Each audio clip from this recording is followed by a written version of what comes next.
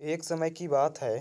एक राजा ने अपने उत्तराधिकारी के चुनाव के लिए राज्य के नौजवानों को एक एक बीज दिया और कहा कि इसे गमले में लगाकर सींचना और 1 वर्ष बाद इसे मेरे पास लेकर आना। जिसका पौधा सबसे अच्छा व सबसे बड़ा होगा उसे राजा बनाया जाएगा। बीज लेकर सभी लोग अपने अपने खुशी खुशी घर गए। 5 से 6 दिन गुजर गए लेकिन बीज अंकुरित नहीं हुआ। तो सभी लोगों को इस बात की चिंता हुई। सभी लोगों ने उसी प्रकार का बीज नर्सरी से खरीद कर अपने अपने गमले में लगा दिया और जी जान लगाकर खाद पानी देकर उसकी देखभाल करने लगे। केवल बैजू नाम का नौजवान ही ऐसा था जो अपने खाली गमले को देखकर चिंतित तो था, लेकिन उसने बाजार से दूसरा बीज खरीदने का दुस्साहस नहीं किया। निश्चित समय पर सभी ने बड़े बड़े पौधे वाले गमले राजा के सामने पेश किया। केवल बैजू ही एक कोने में डरा हुआ खड़ा था और वह अपने खाली गमले को देखकर बहुत चिंतित था। राजा ने बैजू को अपने पास बुलाया और घोषणा किया कि बैजू ही मेरा उत्तराधिकारी बनेगा। जब जनता ने उसके खाली गमले को देखकर प्रश्न उठाया तो राजा ने सच्चाई बताते हुए कहा कि मैंने उबले हुए बीज सभी को दिए थे।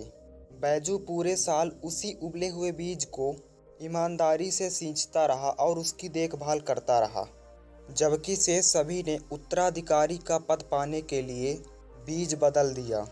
ये बड़े बड़े पौधे इनके बेईमानी की कहानी कह रहे हैं। बैजू ही एकमात्र ऐसा ईमानदार लड़का है जिसने उसी उबले हुए बीज को पूरा साल देखभाल करता रहा, उसी बीज को पूरे साल अंकुरित करने का प्रयास करता रहा। लेकिन बीज तो अंकुरित होना ही नहीं था। लेकिन बैजू हिम्मत व ईमानदारी से अपना खाली गमला ही मेरे पास लेकर आया। राजा ने घोषणा की कि हर राज्य की जनता यह उम्मीद करती है कि उसका राजा हिम्मत वाला व ईमानदार हो।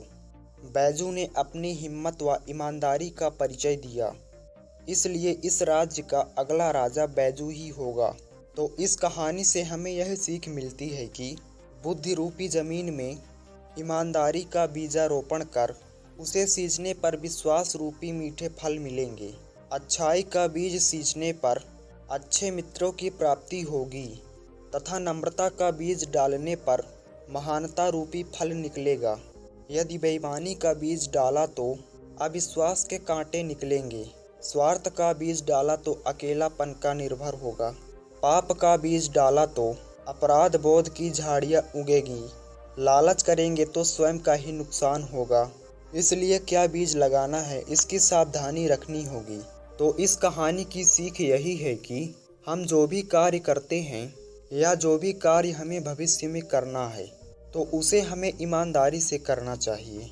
किसी भी गलत रास्ता का चुनाव नहीं करना चाहिए और ना ही उसे गलत तरीके से करना चाहिए। इससे हमें स्वयं का नुकसान ही होगा। जैसे कि इस कहानी में बैजू ने हिम्मत व ईमानदारी दिखाई और वह आज राजा बन गया और बाकी सभी ने बेईमानी की और अपना ही नुकसान उन्होंने कर लिया।